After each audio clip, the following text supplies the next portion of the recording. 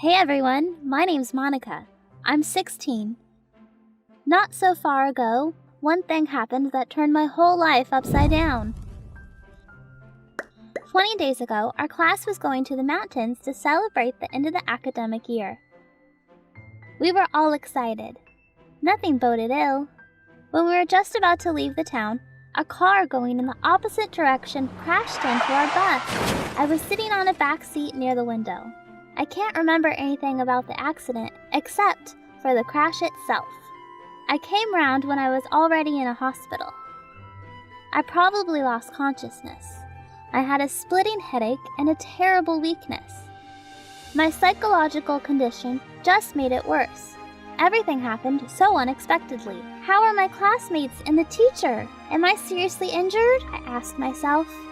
I did not understand anything, and even thinking was painful. Due to tears, I did not at first notice my mom, who crushed onto my bed. Apparently, she was waiting for me to wake up. I started to make some sounds, trying to say "Mom," and it was unbelievably hard. Despite my quiet voice, Mom heard me calling. She gave me a hug. We started a dialogue, if I can call it such. It was mainly Mom who was speaking. She told me about what happened and what the outlooks were. It turned out I'd been in a coma for several days. I had to do an X-ray to check my body, and especially my head. It was most severely injured.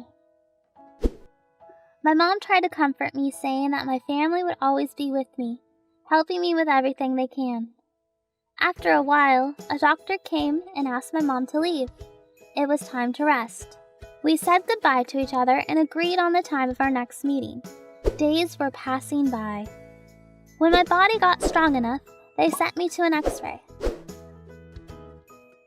The results were ready the next day. I remember my parents' frozen and, at the time, compassionate faces.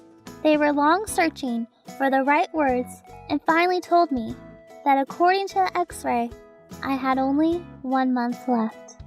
They tried to be very gentle and supportive all those days. I was released from the hospital on the same day. When I got home, I started thinking hard. If I only had 30 days left, why wouldn't I spend them doing what I want?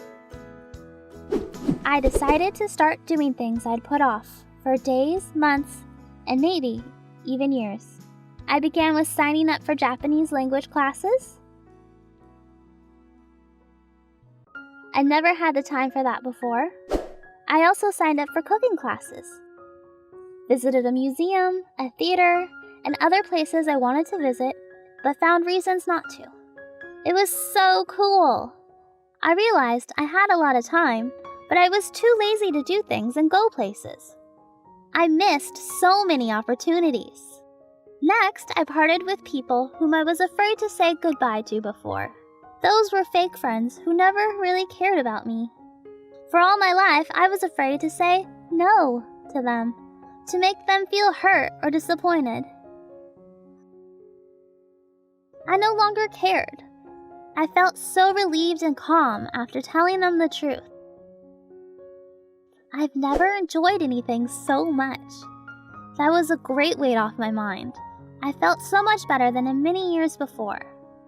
My next endeavor was getting rid of all the junk I had in my apartment. It wasn't as easy as I thought. Saying goodbye to your past is quite a skill. But if I did it with my so-called friends, couldn't I do it with unnecessary things? I could regret that later, which I doubted, but I absolutely had to do it. Those things were not useful at all. I only left the things that made me happy and brought me good memories. Everything I did during those 20 days after my release was inspiring. Why didn't I dare do that before? When I had plenty of time to live? Because I was too scared. Everyone has fears, but some go for it and change their life, while others keep waiting for something. My time has come. Only if you know you are going to die soon, you start living a real life. Next day, Mom and I went to see the doctor to check on my health. He examined me and, to our surprise, said I was totally fine. We asked to tell him what he meant, as some time ago he said I only had 1 month left. He seemed confused. We gave him the x-ray to get things straight. He searched his database and said it was all nothing but a mistake. That x-ray belonged to another girl. They accidentally switched them. I was shocked.